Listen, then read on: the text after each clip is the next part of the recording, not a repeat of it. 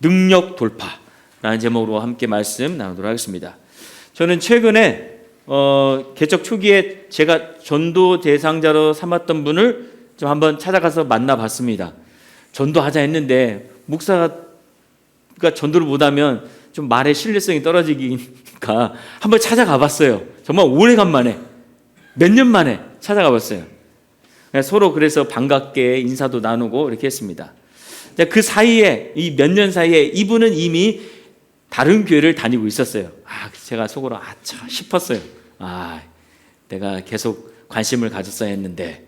그러면서 이제 들은 이야기가 뭐냐면, 자기가 몇 년 전에 큰 교통사고가 나서 간이 다 부서지고, 장기가 막 다 뭉개지고, 그리고 다리를 크게 다쳐서 정말 힘들었다. 그러면 종아리를 딱 올리는데 정말로 막 엄청난 상처가 이렇게 보였어요. 그래서 오랫동안 병원에 입원하면서 치료를 받으면서 정말 힘들었다라는 이야기를 제가 들었습니다. 자, 이 이야기를 들을 때 성령께서 갑자기 제 마음에 주시는 마음이 뭐냐면, 그때 너는 뭐 했냐? 그때 너는 뭐 했냐? 이런 마음을 주셨어요. 그래서 제가 생각을 해보니까, 집에 돌아와서 생각해 보니까 그 시기 저도 나름대로 매우 힘들었던 시기예요. 왜? 아내의 뇌출혈로 인해서 그 치료 과정과 그 이후에 또 이제 회복 과정, 이런 것들을 봤을 때 그 시기가 저에게 상당히 힘들었고 두려움의 시간들이었습니다. 그러다가 또 이제 괜찮을 만하니까 코로나가 덮쳤잖아요. 그러니까 이 시기가 다 힘들었던 시기였어요. 그러니까 이 전도 대상자뿐만 아니라 저도 힘들었던 시기였다는 것이죠. 두려움이 엄습했던 시기였습니다. 자, 그럼에도 불구하고 성령께서 주신 마음이 저에게 대한 어떤 찔림이라고 한다면, 그리고 어떤 질책이라고 한다면, 제가 곰곰이 생각하면서 어떤 생각을 하게 됐냐면, 바로 나의 위기가 하나님의 위기는 아니다라는 것을 생각하게 되었습니다. 오히려 나의 위기, 내가 두려워하고 힘들었던 그 시기가 어쩌면 내가 하나님의 능력을 더 붙잡을 수 있는 시기였을 수도 있고, 하나님이 이 연약한 나를 붙잡고 일하실 수 있는 카이로스의 순간일 수도 있었겠다라는 생각을 하게 됐어요. 왜? 제가 어려웠던 시기에 이 전도 대상자도 상당히 어려웠고, 제가 어려웠음에도 불구하고 하나님의 주신 마음을 가지고 이분을 만나고, 이분이 어려웠을 때 이분을 위해서 기도하고 케어했다고 한다면 우리 교회 성도가 되어 있을 수도 있지 않을까, 이런 생각을 하다 보니까 절대 나의 위기가 하나님의 위기는 아니다라는 그런 결론을 내리게 되었습니다. 그래서 저 자신이 힘들다고 주님의 마음을 무시했던 그것을 좀 회개하는 시간을 가졌습니다. 여러분, 사탄은 우리를 영적으로 무력화하기 위해서 주로 쓰는 두 가지 전술이 있어요. 그 전술이 뭐냐면, 첫 번째가 낙심이에요. 낙심은 우리 지난 실수나 어떤 실패로 인하여서 우리 마음속에 나타나는 거죠.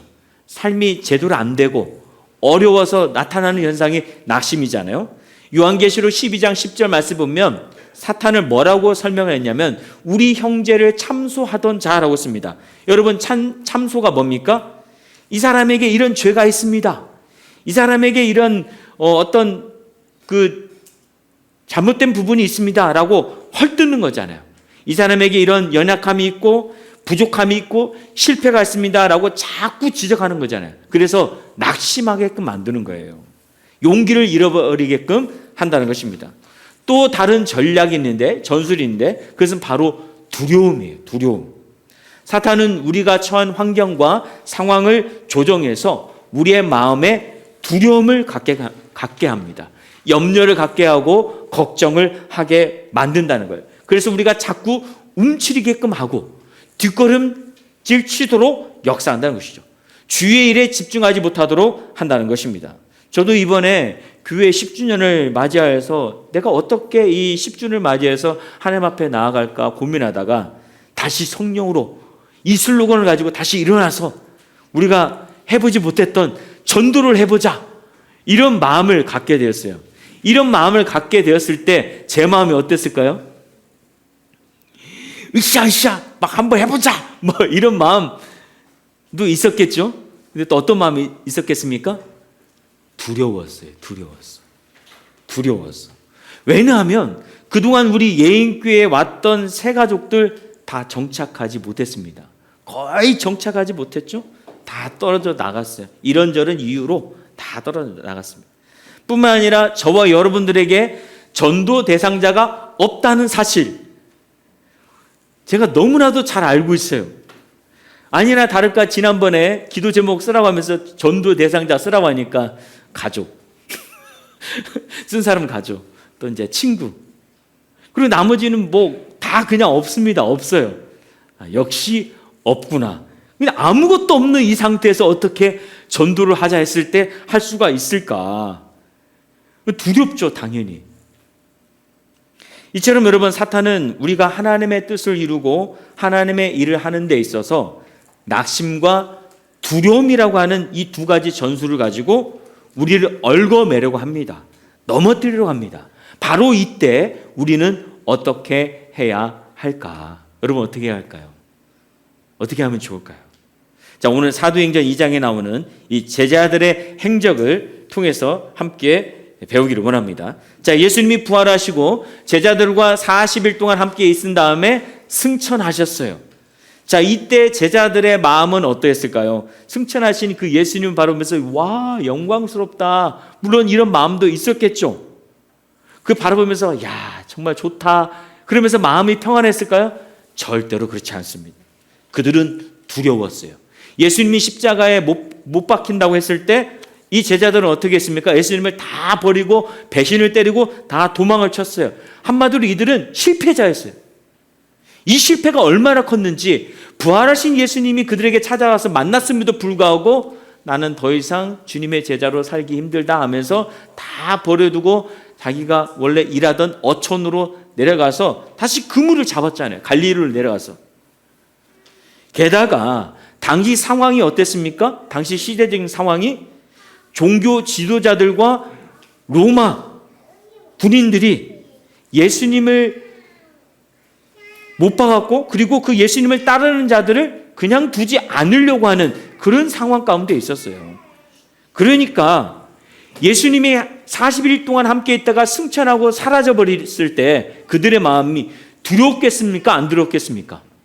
두려웠죠. 예수님이 함께 있다고 한다면 그래도 죽음을 이기시고 부활하신 주님이 함께 했으니까 우리가 힘을 낼 수 있다 생각했는데 그 예수님이 가버리니까 얼마나 마음이 두려웠을까요? 이제 위기다 이렇게 생각했을 거라고 생각이 들어요. 그래서 예수님은 요한복음 14장 18절 말씀에서 한번 같이 읽어보겠습니다. 시작. 내가 너희를 고아와 같이 버려두지 아니하고 너희에게로 오리라 했습니다. 그러니까 예수님이 떠나게 되었을 때 제자들의 마음 가운데 고아처럼 버려짐과 같은 그런 마음이 있을 것을 미리 아시고 내가 너희를 이 상태로 두지 않겠다. 너희가 이 고아처럼 낙심과 두려움과 염려와 걱정 속에 두지 않고 내가 너희에게 다시 오겠다. 성령으로 다시 오겠다. 이런 말씀을 주셨잖아요. 자, 이런 말씀을 받고 또 제자들은 예수님이 없는 두려운 상황과 위기의 때 무엇을 했을까요? 여러분 다시 도망가 버렸을까요? 내가 주님의 제자로 살기 힘들어. 다시 갈릴리로 갔을까요? 나는 주님의 부르심과 상관없이 나는 이제 편하게 살고 싶어. 나 먹고 사는 일에 집중하면서 살고 싶어 하면서 주님을 버렸을까요? 자기 안녕만 추구했을까요?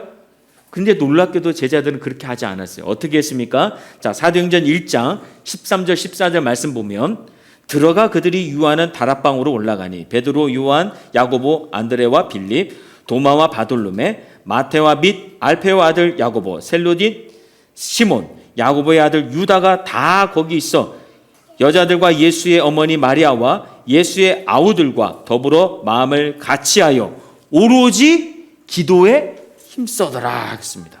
힘쓰더라. 그렇게 다 같이 모여서 이 두려운 마음을 갖고 있었지만 다 같이 모여서 한 마음으로 오로지 기도에 힘썼습니다. 여러분 왜 이들은 기도에 힘썼을까요? 그리고 이들은 이 자리에 모여서 무엇을 위해서 기도를 했을까요? 예수님이 승천하기 전 누가복음 24장 49절에 이렇게 부탁을 했습니다. 같이 한번 읽어볼까요? 시작. 볼지어다 내가 내 아버지께서 약속하신 것을 너희에게 보내리니 너희는 위로부터 능력으로 입혀질 때까지 이 성에 머물라 하시니라 했습니다. 그러니까 여러분, 낙심과 실패와 두려움과 위기의 이 상황 속에서 제자들이 했던 유일한 한 가지는 무엇이냐? 자신들의 처한 이 힘들고 두려운 상황에서 벗어나게 해달라고 기도한 것이 아니었어요. 자신들의 문제를 해결해달라고 기도한 것이 아니었어요. 이런 두려움과 어려운 상황을 주께서 해결해 주시고 우리에게 평안을 주십시오. 우리에게 형통을 주십시오. 이것을 위해서 기도한 것이 아니었다는 거예요. 그들에게 정말 필요했던 기도가 무엇입니까? 주님께서 이렇게 부탁하셨잖아요. 위로부터 임하시는 성령의 능력으로 입혀지도록 기도하라고 했잖아요. 바로 이 기도를 한 거죠. 이 기도를 했어요. 마크 베터슨 목사님이 쓴 극복이라고 하는 이 책에 보면 이 베터슨 목사님이 이렇게 말했습니다. 가장 어리석은 기도 가운데 하나는 하나님께 무엇을 언제 어떻게 해달라고 일일이 지시하는 기도다. 한낱 인간이 하나님께 나의 지시사항을 하나도 빼먹지 말라고 신신당부하는 모습이 얼마나 우스꽝스러운가 했습니다. 여러분, 우리가 보통 어떻게 기도합니까? 하나님 이거 해 주십시오. 저거 해 주십시오. 이날까지 이거 해결돼야 합니다. 우리의 자녀가 이날 중요한 날입니다. 해 주십시오. 나에게 이것이 필요합니다. 하나님 이렇게 합니다. 저렇게 합니다. 우리 어떻게 합니까? 막 하나님께 지시하잖아요. 이렇게 안 하면 하나님 내가 어떻게 할 줄, 저 A교회 떠나버릴 거예요. 그런 기도는 하는 분 없겠죠? 아무튼 그런 마음으로 하나님 꼭 해주셔야 한다고, 이렇게 해야 한다고 막 지시하는 기도 많이 하잖아요. 그런데 이 베터슨 목사님은 이건 정말 우스꽝스러운 것이다. 그리고 설령 우리가 하나님의 일을 한다 할지라도 자꾸 우리의 이 기도가 하나님 우리가 교회를 위해서 하나님의 영광을 위해서 이 일을 하니까 이렇게 하십시오 저렇게 하십시오 이렇게 기도하는 지시하는 기도도 잘못된 것이라고 이야기하면서 정말로 우리가 기도를 할 때 무엇에 집중을 해야 할 것인가, 이 베터슨 목사님이 이렇게 권면을 했습니다. 하나님을 위해 계획을 세울 것이 아니라 하나님을 찾는 일에 더 힘을 쏟으라. 우리가 설령 하나님의 일을 한다 할지라도, 또 교회 일을 한다 할지라도, 하나님을 위해 어떤 계획을 세웠다 할지라도 그 계획을 세우고 거기에 집중할 것이 아니라 가장 먼저 뭘 해야 한다고요? 하나님을 찾는 일에 더 힘을 쏟아야 한다는 거죠. 하나님을 찾는 일에. 하나님을 찾는 일에.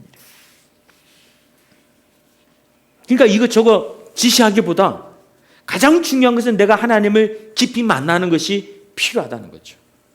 하나님을 깊이 만나고 하나님과 교제하는 이 하나님을 찾는 일에 많은 힘과 노력과 열정을 쏟아야 한다는 것입니다. 이것은 여러분 우리 각자 개인의 기도도 마찬가지예요. 우리는 삶에 어떤 문제가 있고 해결할 어떤 일들이 있고 어떤 위기가 찾아올 때 우린 기도는 보통 어떻게 기도합니까? 아까 기도한 것처럼 하나님 이렇게 해주시고 저렇게 해주시고 언제까지 자꾸 지시하는 기도를 하나님께 올려드리고 있잖아요. 그러나 하나님께서 원하시는 기도는 어떤 기도라고요? 너 나에게 집중할 수 없냐? 너 오직 나에게만 집중할 수 없냐? 너 나와 더 친밀해질 수 없냐? 내가 너를 만나고 싶다. 내가 너와 대화하고 싶다. 내가 너와 깊은 교제를 나누고 싶다. 하나님은 이걸 원하신다는 거예요. 이런 깊은 관계가 이루어지지 않은 상태에서 우리가 하나님께 자꾸 지시하는 기도, 여러분 들어드리기가 상당히 죄송스러운 그런 기도라고 생각이 들어져요. 특별히 오늘 제자들에게 하나님께서 원하셨던 기도는 위로부터 임하는 성령의 능력을 받는 이 기도를 하나님께서는 원하셨어요. 그래서 예수님이 승천하신 이후에 제자들은 정신을 차리고 주님이 말씀하신 대로 그들에게 위기가 있었지만, 어려움이 있었지만 우리가 주님이 말씀하신 대로 한번 기도해보자. 위로부터 임하시는 성령을 우리가 구해보자. 그래서 마가다락방에서 간절히 이것을 위해서 기도했다는 거예요. 자기 삶의 문제가 아니라 우리 하나님께 집중하며 주님이 말씀하신 대로 성령의 충만함을, 이로부터 임하는 성령의 능력을 구해보자라고 기도를 했던 것입니다. 여러분, 이렇게 기도하니까 여러분 어떤 일이 일어났습니까? 그들의 두려움, 그들의 문제, 그들이 처했던 위기의 상황을 훨씬 뛰어넘는 강력한 성령의 임재가 마가다락방에 임하게 되었습니다. 그래서 기도하는 모든 사람들에게 어떤 일이 일어났습니까? 자, 사도행전 2장 4절 말씀 같이 읽어볼까요? 시작. 그들이 다 성령의 충만함을 받고 성령이 말하게 하심을 따라 다른 언어들로 말하기를 시작하니라. 예. 그들이 처한 위기를 뛰어넘는 위로부터 임하는 성령이 강력하게 임하여 충만함을 받고 기도하는 모든 사람들이 다른 언어, 즉 방언으로 말하기 시작했어요. 여러분, 방언으로 말했다고 하는 것은 무엇을 의미하는 걸까요? 그냥 뭐 어떤 다른 언어를 했다는 것일까요? 아니면 자기도 잘 알아듣지 못하는 말로 그냥 막 기도했다는 걸까요? 겉으로 보면 이것도 다 맞습니다. 근데 여기서 중요한 것은 무엇이냐? 방언으로 말했다는 것은, 다른 언어로 말했다는 것은 그들의 말이 바뀌었다는 거예요. 그들의 말이 바뀌었다는 거예요. 지금까지 하던 그들의 말이 바뀌었다는 거예요. 말이 달라졌다는 거예요. 입술이 달라졌다는 거예요. 여러분, 말이 바뀌었다, 입술이 달라졌다, 이것은 무엇을 말하는 것일까요? 여러분, 우리는 말하는 내가 나예요. 그렇죠? 말하는 내가 나예요. 그래서 다 가려놓고 누군가 옆에서 말하면 이건 저 사람, 이건 저 사람, 우리가 잘 아는 사람들은 다 알아들을 수 있죠. 왜? 그 말하는 그 사람의 특색이 있으니까. 저 사람은 항상 저렇게 말하니까. 강 목사는 항상 툴툴대니까. 제가 옆에서 툴툴대면 이건 강 목사 맞네, 이럴 수 있겠죠? 아무도 인정을 안 하시네. 아닌가 보네. 내가 주로 하는 말이 내 삶인 거죠. 우리는 내가 소망하는 것들을 주로 말을 해요. 내가 원하는 것도 주로 말하지 않습니까? 그 기도로도 표현하고 누군가에게도 그렇게 표현하잖아요. 내가 원하는 것들을 자주 말로 표현하잖아요. 즉 말로 표현된 인격이 나이고 말로 표현된 나가 바로 그 내 삶인 것을 우리는 알 수가 있습니다. 그런데 이 말이 바뀌었다, 말하던 내가 바뀌었다, 이 말은 무슨 말입니까? 그 사람의 인격과 삶이 바뀌었다는 거죠.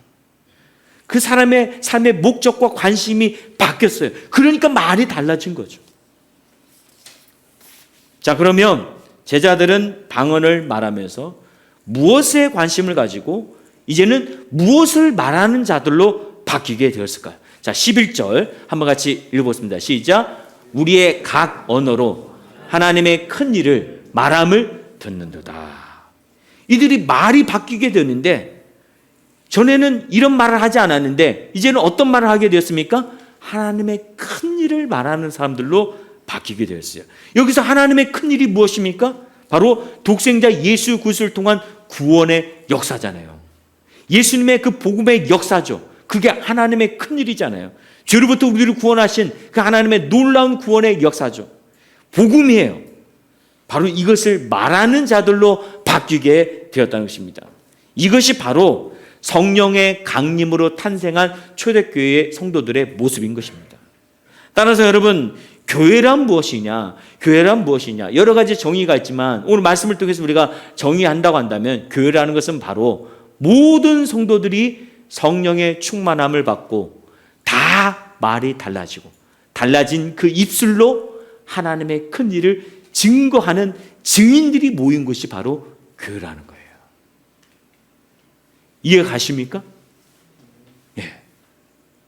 초대교회는 모든 성도들이 성령의 충만함을 받았어요. 그 마가다락방에 성령이 임하심으로 교회가 탄생한 거예요. 우리 예인교회 탄생도 그렇죠. 우리 예인교회 처음에 얼마나 뜨거웠습니까?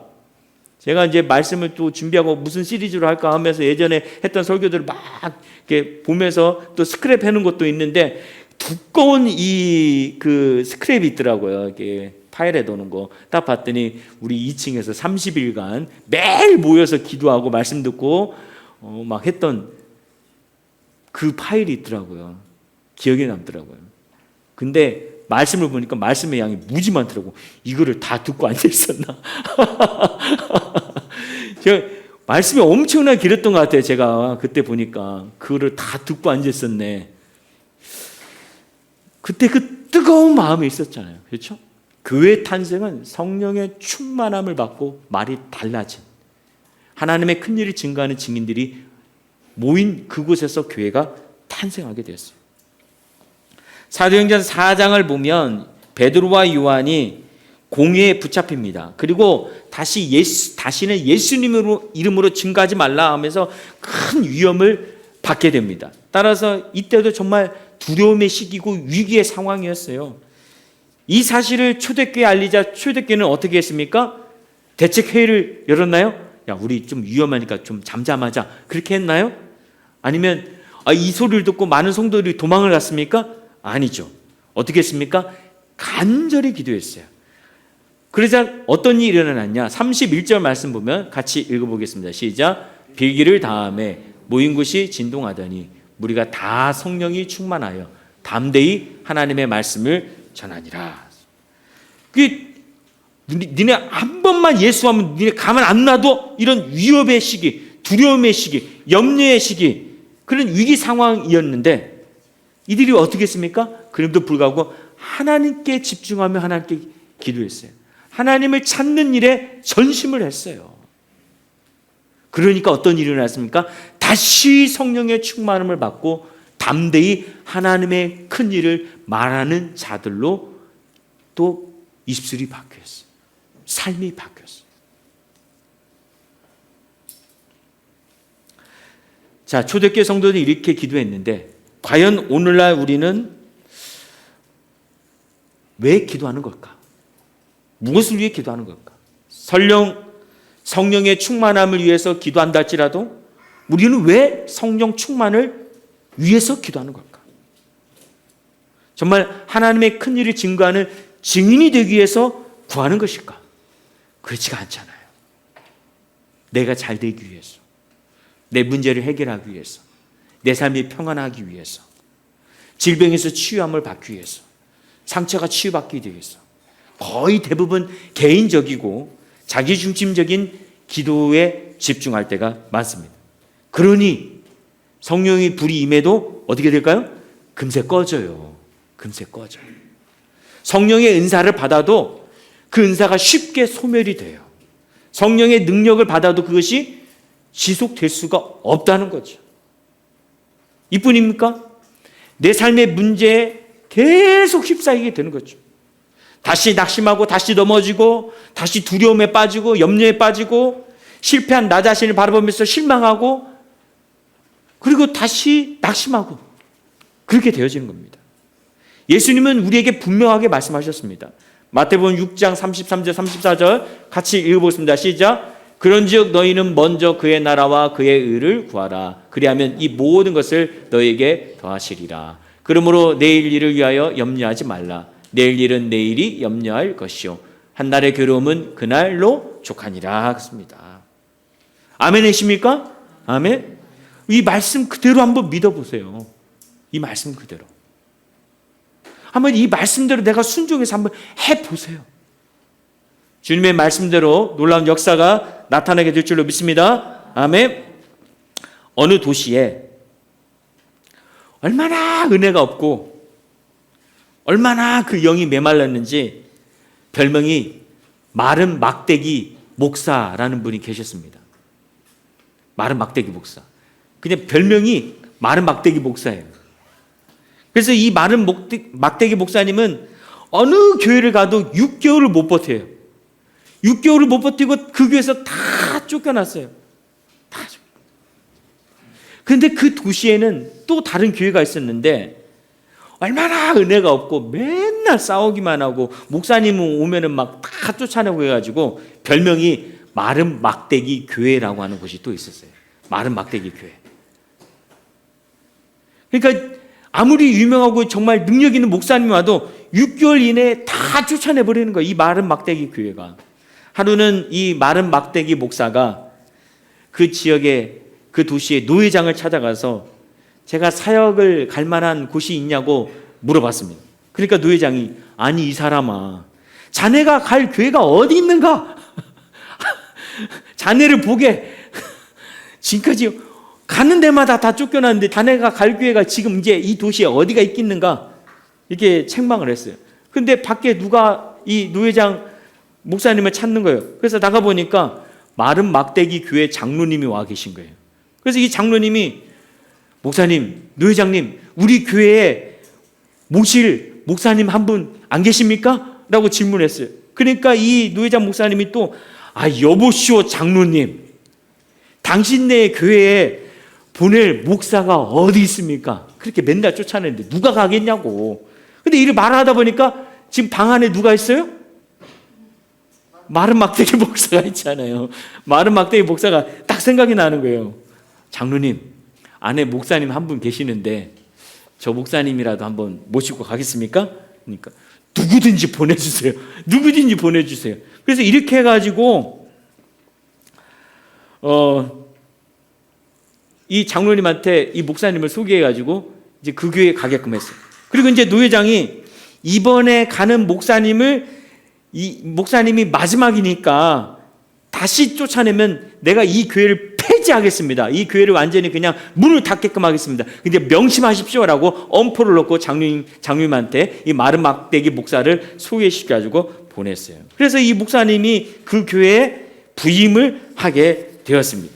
이 마른 막대기 목사님이 첫 번째 주일날 설교를 하고는 성도들을 만나고 또 이렇게 대화하다 보면 문제가 일어나서 또 은혜가 떨어진다고 할까봐 예배가 끝나자마자 바로 산으로 올라갔어요.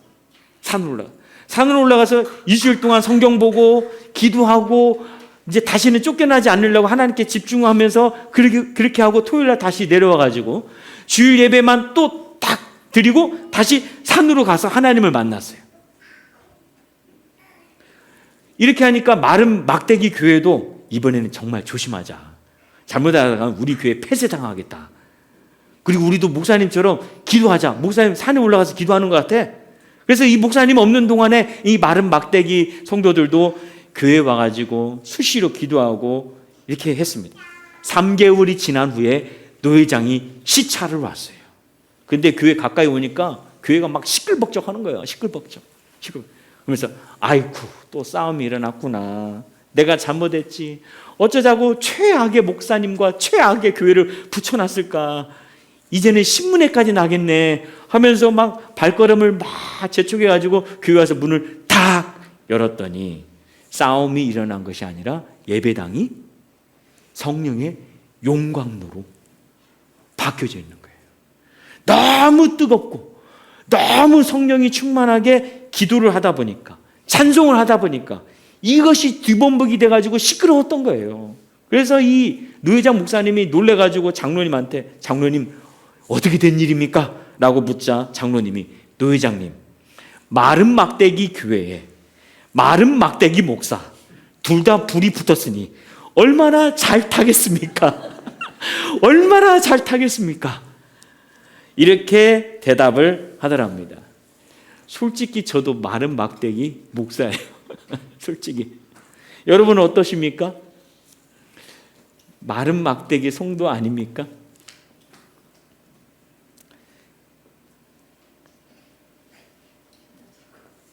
그러면 오늘 우리에게 정말 필요한 것은 무엇일까요?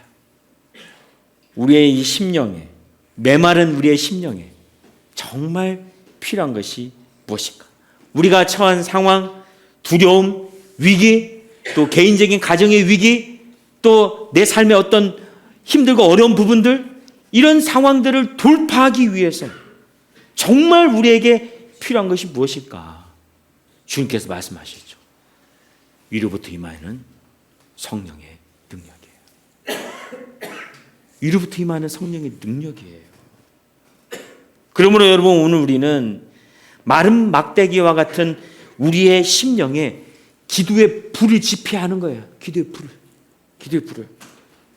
기도의 불을 지피되 가장 먼저 하나님께 집중하고 주님이 부탁하신 것처럼 성령의 불을 사모해야 합니다. 물론 전도가 되게 해달라고 우리 교회가 부흥하게 해달라고 그런 기도도 필요하지만 정말 우리가 먼저 해야 할 것은 내가 하나님을 깊이 만나기 원합니다. 내가 성령의 능력으로 다시 일어서기를 원합니다. 하나님의 큰 일을 증거하는 사람이 될 수 있도록 언어가 바뀌는 자가 되기를 원합니다. 이렇게 집중하며 성령의 불을 사모하게 될 때 하나님께서 우리의 삶과 신앙의 모든 두려움을 사라지게끔 하고 위기가 놀라운 기회로 바뀌는 그런 위대한 하나님의 은혜를 베풀어 주실 줄로 믿습니다. 아멘. 이런 성령의 불, 성령의 능력을 함께 사모하기를 소망합니다. 그러면 여러분 개인적으로 기도하든 여러분 기도의 자리로 나오십시오. 은혜를 사모하고 예배를 사모하십시오. 그리고 자꾸 모일 수 있도록 서로 독려하십시오. 서로 독려하세요. 안 나온 사람 있으면 전화하고 이번 주에 이런 은혜로운 말씀이 있었는데 목사님이 마른 막대기 목사님이래. 우리는 마른 막대기 성도래. 우리 기도가 필요하다고 그렇게 권면하면서 우리 함께 기도하자. 우리 함께 은혜 받자. 그렇게 할 수 있는 저와 여러분 되어서 성령의 능력으로 함께 도파할 수 있기를 주님으로 축복합니다. 아멘.